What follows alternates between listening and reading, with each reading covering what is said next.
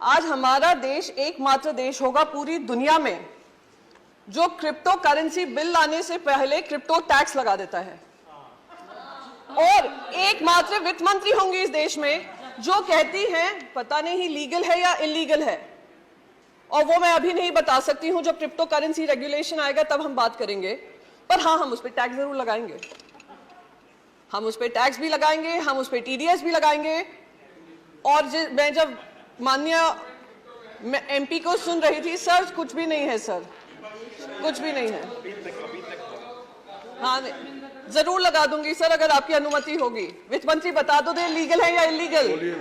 जी, तो मैं यहाँ पर बस ये बात कहना चाहूंगी सर कि हमारा टैक्स भी लग गया उस पर, हमें ये भी नहीं पता कौन सा स्टेटस है उसका, एसेट क्लास है, क्या क्लास में उसके अंतर्गत किया गया है।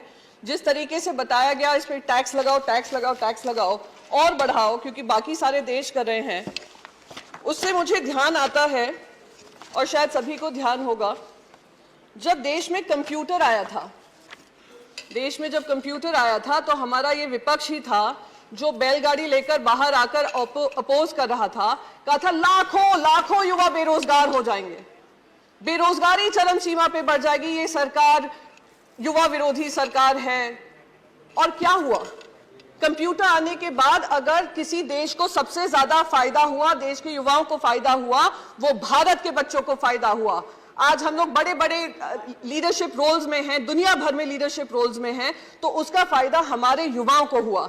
तो बार बार ये कहना कि ये जो है बहुत ही गंदी चीज हो रही है, बहुत ही गलत चीज हो रही है, क्योंकि हमें नहीं समझ में आ रही है, तो ये गंदी ही होगी। ये बिल्कुल मुझे वो बात याद आती है कि बच्चों से कहा जाता है बचपन से ही, और हमारे भारत में ये विशेष करके होता है, तुम अगर इंजीनियर बनोगे, डॉक्टर बनोगे या आप चार्टर्ड अकाउंटेंट बनोगे, वही करियर होते हैं, बाकी सारे करियर गलत होते हैं।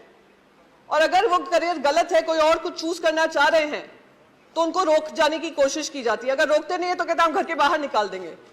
तो ये बिल्कुल वही हालत हो रही है क्रिप्टो के साथ, क्योंकि हम नहीं समझ पा रहे हैं कि क्या है, उसके मंशा क्या है, इंटेंशन क्या है, एम्प्लॉयमेंट जनरेशन की कैपेसिटी क्या है, एनेबलिंग इकोसिस्टम बनने की जरूरत क्या है, वेब 3.0 क्या है। तो इसलिए हम उसको टैक्स भी करेंगे और हम उसका क्रिप्टो रेगुलेशन भी नहीं निकालेंगे। सर, मैं एक चीज यहाँ पर बहुत इंपॉर्टेंट, दूसरी चीज यहाँ पे कहूंगी। मैंने आपको कंप्यूटर का उदाहरण दिया, ऐसे ही इंटरनेट जब आया था, देश में ही क्या दुनिया में, हर डिस्ट्रप्टिव टेक्नोलॉजी आपको भी डिस्टर्ब करेगी, पॉलिसीज को डिस्टर्ब करेगी, और हमारी जिम्मेदारी बनती है कि हम उस टेक्नोलॉजी के आगे बनकर एक रेगुलेटरी फ्रेमवर्क बनाएं और इससे हम घबराएं नहीं।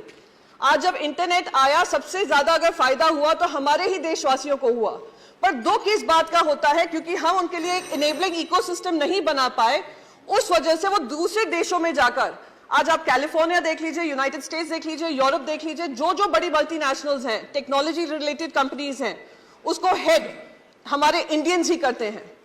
तो आज वही टैलेंट अगर हमारे देश में ऐसी कंपनीज बनाता तो क्या हमारे देश को फायदा नहीं होता? Sir, I will just conclude with just one last bit कि sir, we are living in the world of web 3.0.